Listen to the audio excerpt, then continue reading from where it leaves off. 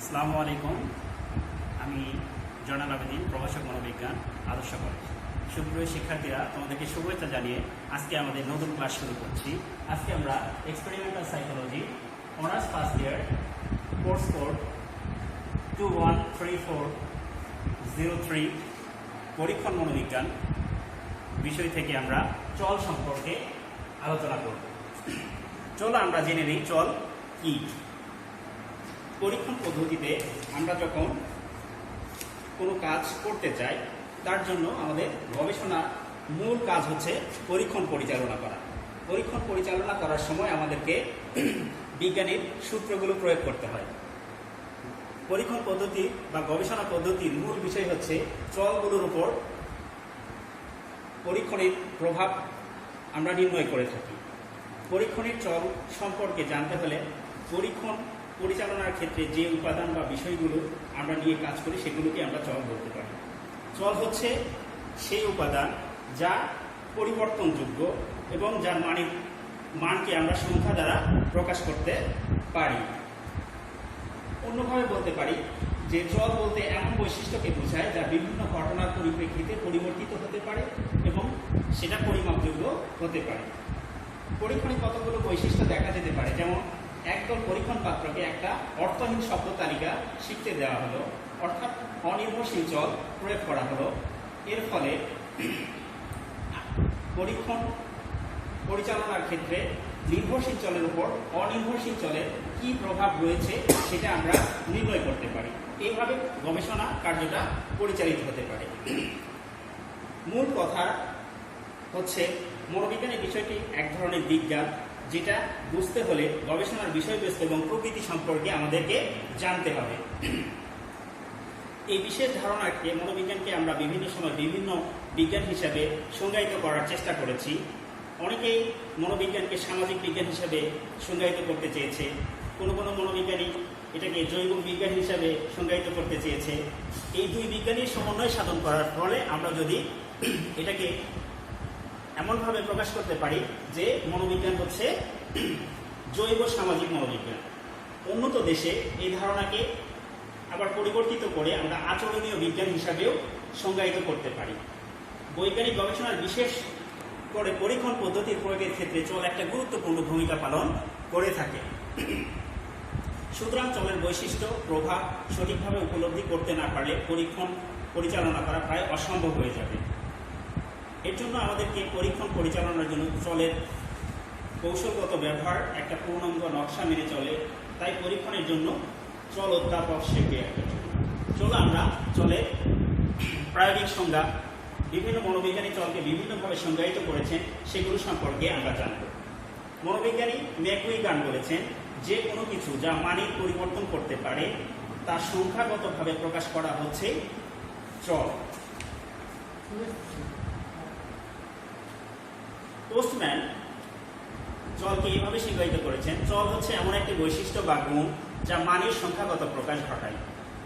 এছাড়া চলের সংখ্যাকে আমরা অন্যভাবেও প্রকাশ করতে পারি। বলতে পারি চলের ধারণা স্বচ্ছ না থাকলে, সঠিকভাবে নকশা অনুযায়ী চলকে ব্যবহার করতে না পারলে পরীক্ষণের কার্যক্রম বা ফলাফল যথাযথতা নির্ণয় করা অসম্ভব হয়ে পড়ে।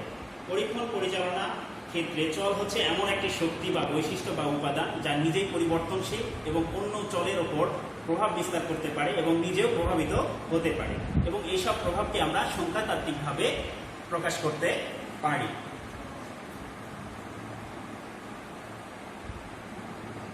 সামাজিক বিজ্ঞান যেহেতু বহু সংখ্যক চলের পারস্পরিক প্রভাব নিয়ে কাজ করে, সেক্ষেত্রে চল সম্পর্কে সচেতনতা না থাকলে গবেষণার ফলাফলের গ্রহণযোগ্যতা কমে আসবে। ফলে প্রাকৃতিক বিজ্ঞানী চলের সংখ্যা অপেক্ষাকৃত কম থাকায় চল নিয়ন্ত্রণ অনেকটা সহজতর হয়ে থাকে।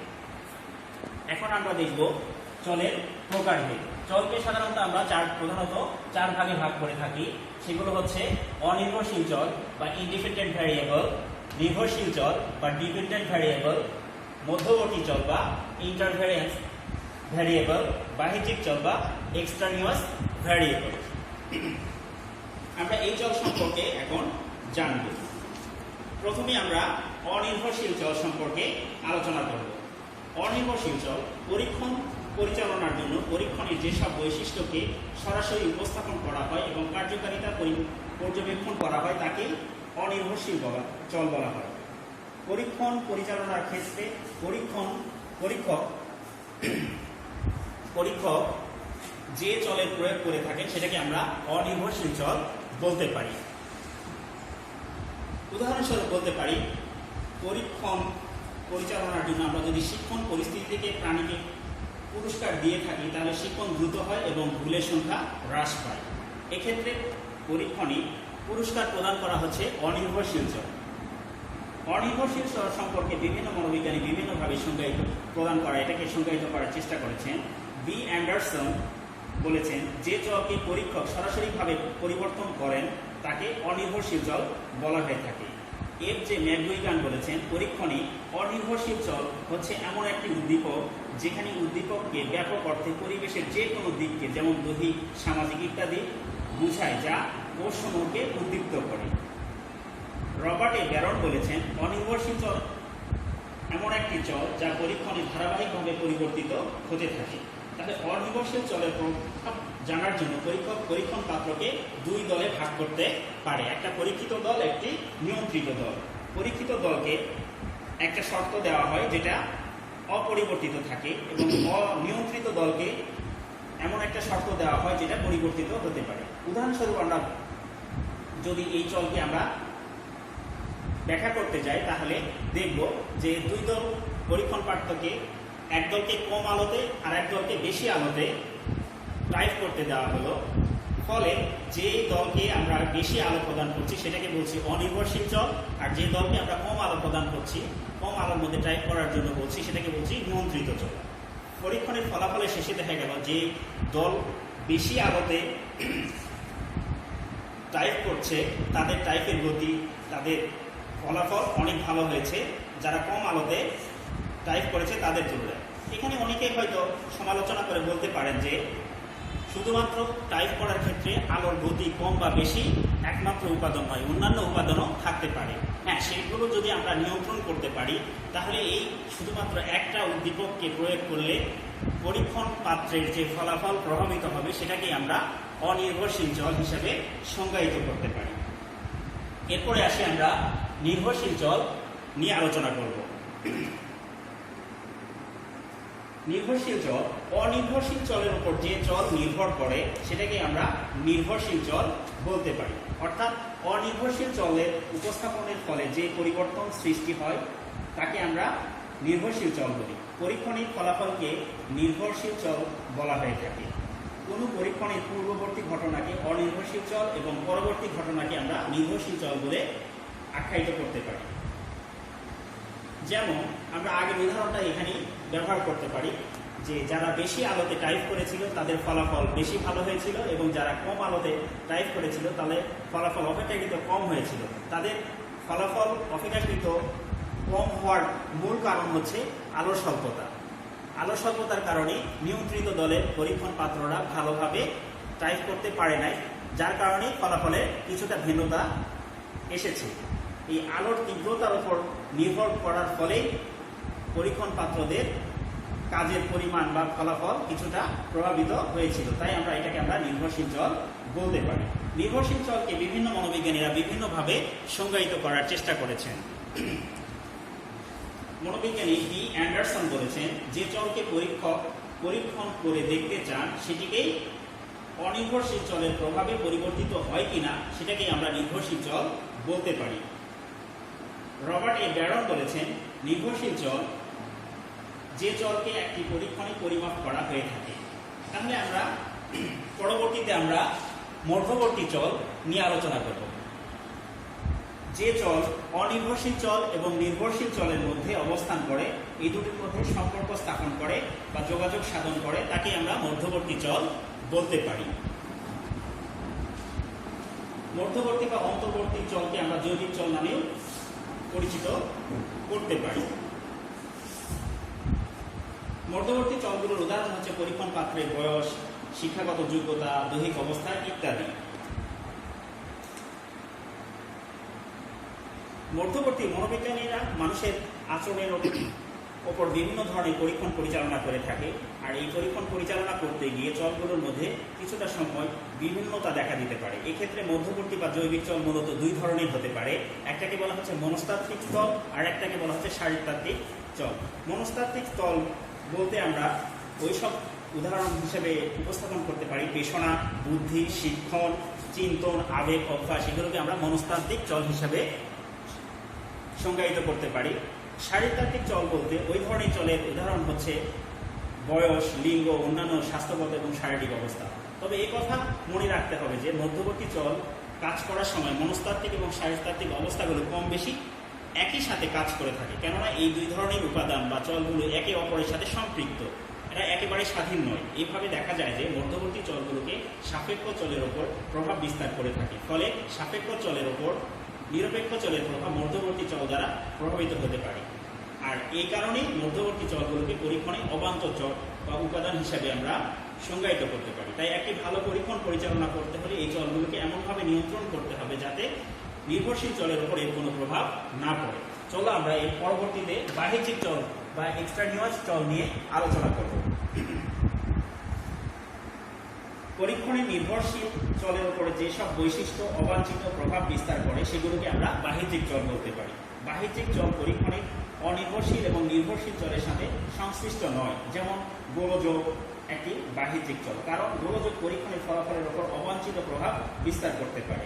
বাহ্যিক চল যাতে ফলাফলের উপর অবাঞ্ছিত প্রভাব বিস্তার করতে না পারে সেই জন্য এগুলোকে আমরা নিয়ন্ত্রণ করতে হয়। মনোবিজ্ঞানী চলের গুরুত্ব অনেক। অনির্ভরশীল চল উপস্থাপন ব্যতীত নির্ভরশীল চল উৎপন্ন হয় না, তাই অনির্ভরশীল চল দ্বারা নির্ভরশীল চল সৃষ্ট হয়। যোগ সাধনকারী চল বা মধ্যবর্তী চল অনির্ভরশীল এবং নির্ভরশীল চলের মধ্যে সম্পর্ক স্থাপন করে। অপরদিকে এইরূপ সম্পর্ক স্থাপনের ক্ষেত্রে বাহ্যিক চল বাধা প্রদান করে। এই ক্ষেত্রে পরীক্ষক নিয়ন্ত্রণ কৌশলের প্রয়োগ করে থাকে, চলগুলোকে নিয়ন্ত্রণ করে পরীক্ষণ পরিচালনা করতে পারে। এরপরে আমরা দেখব চলের পরিমাপ। চল আমরা কিভাবে পরিমাপ করতে পারি। চলের পরিমাপ করার জন্য ইতিপূর্বে আমরা চল সম্পর্কে মোটামুটি একটা ধারণা গ্রহণ করেছি। পরীক্ষণ পদ্ধতির ব্যবহার ছাড়া যেমন পরীক্ষণ মনোবিজ্ঞান তথা বিজ্ঞান ভিত্তিক মনোবিজ্ঞানকে কল্পনা করা যায় না, তেমনি চলের ব্যবহার এবং এর ব্যবহার ছাড়া পরীক্ষণ পদ্ধতি কোনোভাবেই মেনে নেওয়া যায় না। বিজ্ঞানের একটি গুরুত্বপূর্ণ বৈশিষ্ট্য হচ্ছে সংখ্যার ব্যবহার। কোনো বৈশিষ্ট্য, ধারণা বা উপাদানকে সংখ্যা দ্বারা প্রকাশ না করা গেলে তা বিজ্ঞান গ্রহণযোগ্য তা পায় না।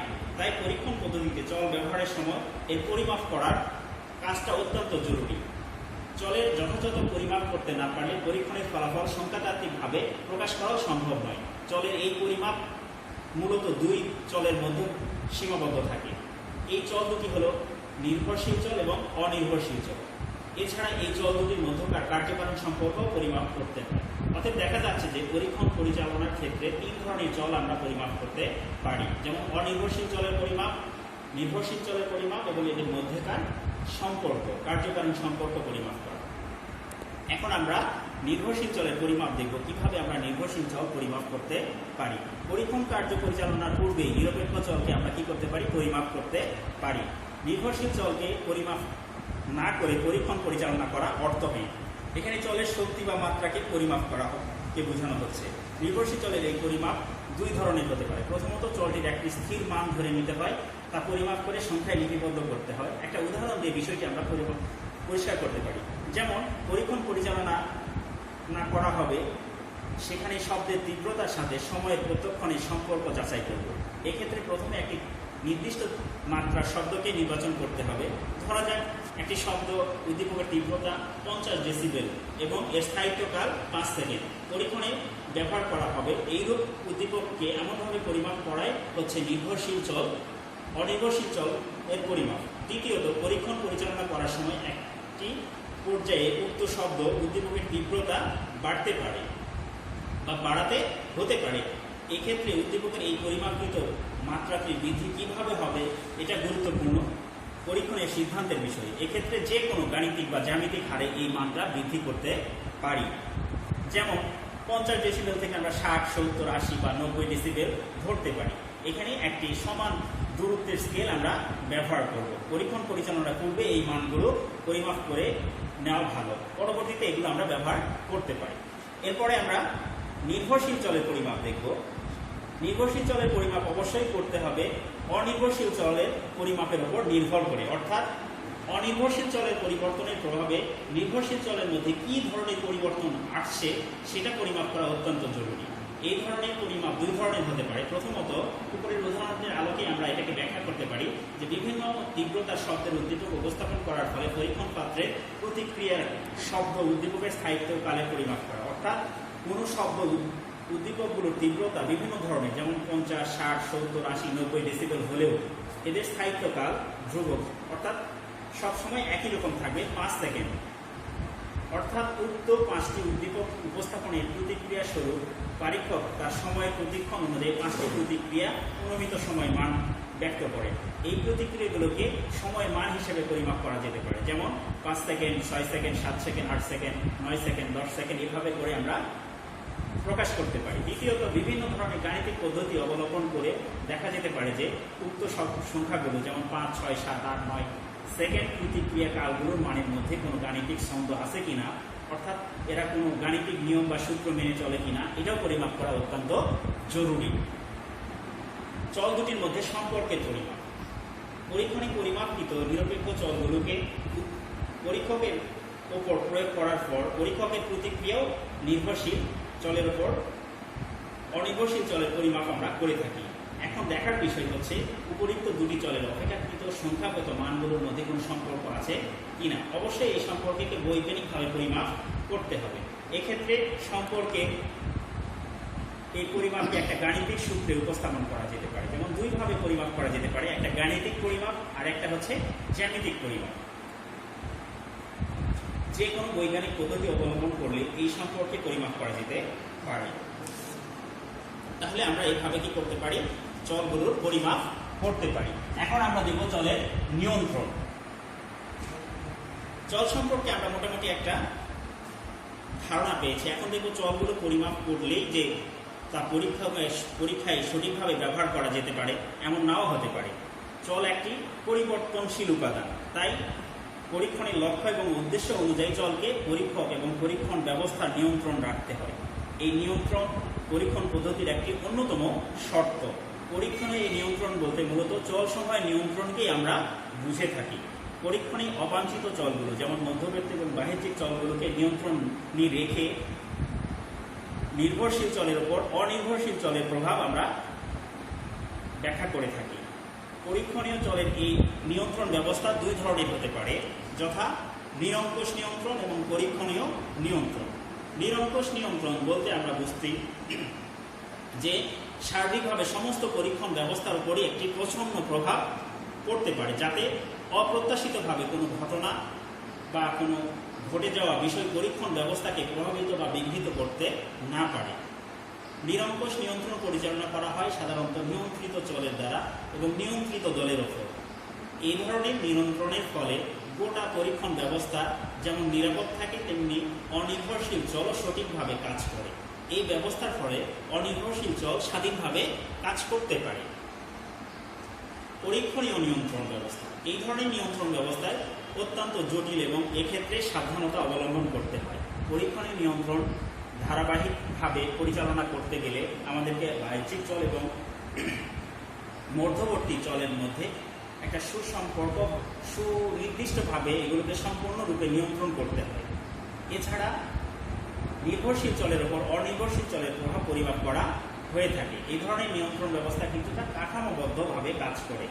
এর জন্য দরকার পূর্ব পরিকল্পিত কৌশলগত ব্যবস্থাগুলো গ্রহণ করা, যার উপর ভিত্তি করে পরীক্ষণের নকশাটা তৈরি করা হয়ে থাকে।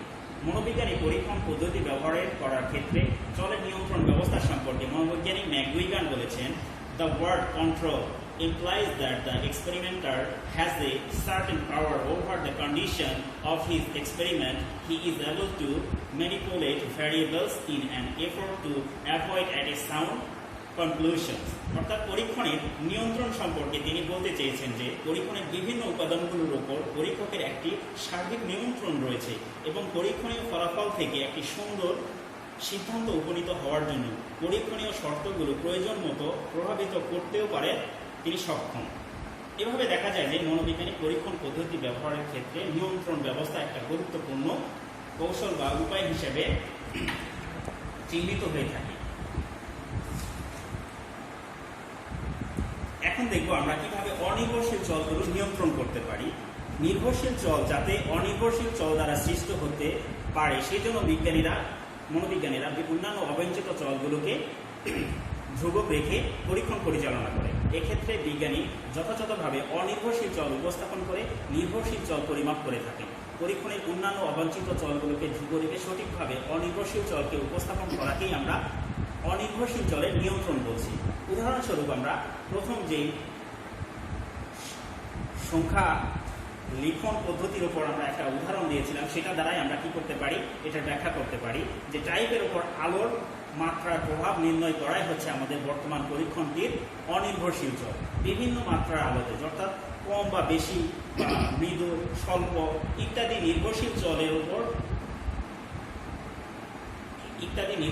অনির্ভরশীল চলের উপর নির্ভরশীল চলের কি প্রভাব রয়েছে সেটা আমরা দেখব। এই পরীক্ষাটা পরিচালনা করার জন্য পরীক্ষক দল দুটি ভাগে ভাগ করেছে। একটাকে পরীক্ষিত দল, একটিকে নিয়ন্ত্রিত দল। এক দলকে বেশি আলোতে টাইপ করতে দেওয়া হলো এবং অন্য দলকে কম আলোতে টাইপ করতে দেওয়া হলো। বেশি আলোতে যাদেরকে টাইপ করতে দেওয়া হলো তাদেরকে আমরা বলছি অনির্ভরশীল চল, আর যাদেরকে আমরা কম আলোতে টাইপ করতে দিচ্ছি সেই দলকে বলা হচ্ছে নিয়ন্ত্রিত দল বা অনির্ভরশীল চল। ফলাফলে দেখা যাচ্ছে যে প্রথম দল বেশি আলোতে যারা শব্দটা টাইপ করেছিল তাদের ক্ষেত্রে ফলাফলের নির্ভুলতা, মাত্রা সবকিছু ভালো ছিল, কিন্তু যারা কম আলোতে টাইপ করেছিল তাদের ফলাফল, ভুল এবং অন্যান্য দক্ষতা কম পরিলক্ষিত হয়। এক্ষেত্রে আমরা এখান থেকে নিতে পারি যে অনির্ভরশীল চল পরীক্ষণের উপর নির্ভরশীল চলের কী ধরনের প্রভাব বিস্তার করে সেটা নির্ণয় করতে আমরা সক্ষম হই। অতএব আমরা বলতে পারি যে অনির্ভরশীল চল সবসময় ধ্রুবক রাখলে নির্ভরশীল চল অবশ্যই কোনো না কোনো ফলাফলের মানের পরিবর্তন হবে। এখন দেখব আমরা বাহ্যিক চল নিয়ন্ত্রণের কৌশল, কিভাবে আমরা বাহ্যিক চলগুলোকে নিয়ন্ত্রণ করতে পারি। বিজ্ঞানী সবসময় আশা করেন যে শুধুমাত্র অনির্ভরশীল চল দ্বারাই নির্ভরশীল চল উৎপন্ন হয়, কিন্তু পরীক্ষণ পরিস্থিতি নানা কারণে দেখা যায় যে অনির্ভরশীল চলের উপর বাহ্যিক চল অবাঞ্ছিতভাবে প্রভাব বিস্তার করে থাকে। এই জন্য বিজ্ঞানী বাহ্যিক চলকে চিহ্নিত করেন এবং সেগুলোকে যথাসম্ভব নিয়ন্ত্রণ করে নির্ভরশীল চলকে মুক্ত রাখার চেষ্টা করেন। উদাহরণস্বরূপ আমরা বলতে পারি, পরীক্ষক যদি কোনো শিক্ষণ প্রতিবন্ধকতার পরিমাপ নির্ণয় করতে চান তাহলে তিনি পরীক্ষণ পাত্রদেরকে পরীক্ষণ দল এবং নিয়ন্ত্রিত দল এই দুটি দলে ভাগ করবেন এবং এই পরীক্ষণের জন্য তিনি নিম্নোক্ত বিষয়গুলো বিবেচনা করবেন। বাহ্যিক চল হিসেবে চিহ্নিত করবেন দুই দলের পরীক্ষণের পাত্রে পৃথক শব্দের তালিকা, যেমন এক দলকে কঠিন শব্দ এবং এক দলকে সহজ শব্দের তালিকা দিবে। মেধা, বয়স, বুদ্ধি ইত্যাদি সমানভাবে উপস্থাপন করবে। এই বৈশিষ্ট্যগুলোকে নিয়ন্ত্রণ করতে হবে। কি কি ধাপে বাহ্যিক চলগুলো নিয়ন্ত্রণ করা যায় তা আমরা বলতে পারি। যেমন ওই সব বৈশিষ্ট্য যা নির্ভরশীল চলগুলোকে সম্ভবত প্রভাবিত করবে না, এক্ষেত্রে আমরা এগুলোকে উপেক্ষা করবো অথবা পরীক্ষা অব্যাহত রাখবো। এমন বৈশিষ্ট্য যেগুলো যৌক্তিকভাবে নির্ভরশীলকে প্রভাবিত করতে পারে, যেমন সেই সব বৈশিষ্ট্য থাকবে মূলত নিয়ন্ত্রণ করা যায় না, যেমন নিয়ন্ত্রণ কৌশল প্রয়োগ করতে হবে এবং পরীক্ষণ অব্যাহত রাখতে হবে। আর যেসব বাহ্যিক চলকে দৃশ্যত অপসারণ, অবস্থার সমতা, তুল্য মূল্যায়ন, ত্রুটিতুল্য মূল্যায়ন পন্থায় নিয়ন্ত্রণ করা যায় না, সেই সব বৈশিষ্ট্যকে দ্বৈবাচরণের মাধ্যমে আমরা কি করব, নিয়ন্ত্রণ করব অথবা পরীক্ষণটা অব্যাহত রাখবো। আর যেগুলোকে দ্বৈবাচরণ পদ্ধতির মাধ্যমে দূরীভূত করা যাবে না সেক্ষেত্রে আমরা পরীক্ষণটা পরিচালনা বন্ধ করে দেব। তার কারণ পরীক্ষণ যদি পরিচালনা করি বাহ্যিক চলের প্রভাবে পরীক্ষণের ফলাফলটা প্রভাবিত হতে পারে। সুপ্রিয় শিক্ষার্থীরা, আজকে আমরা চল সম্পর্কে মোটামুটি একটা ধারণা নেওয়ার চেষ্টা করলাম। আগামী ক্লাসে আমরা আরও বিস্তারিত চলের নিয়ন্ত্রণ বা অন্যান্য বিষয় সম্পর্কে আলোচনা করব। আজকে এ পর্যন্ত সবাইকে ধন্যবাদ এবং সাধুবাদ জানিয়ে সকলের সুস্বাস্থ্য কামনা করে আজকে এখানে সমাপ্তি করছি। সবাই ভালো